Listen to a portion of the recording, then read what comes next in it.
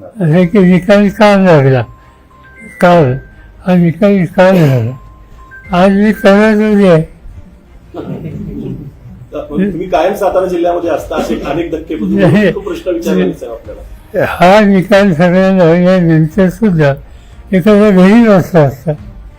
मी काही घरी वाचणार नाही.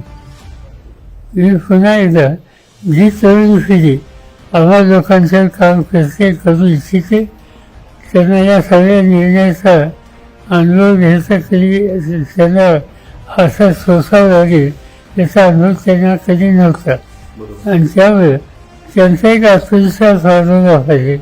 पुन्हा एकदा नव्या धोरणाही कर्तृत्वान पिढी उभी केली पाहिजे, याच्यासाठी लक्ष केंद्रित करणं हा माझा कार्यक्रम आहे.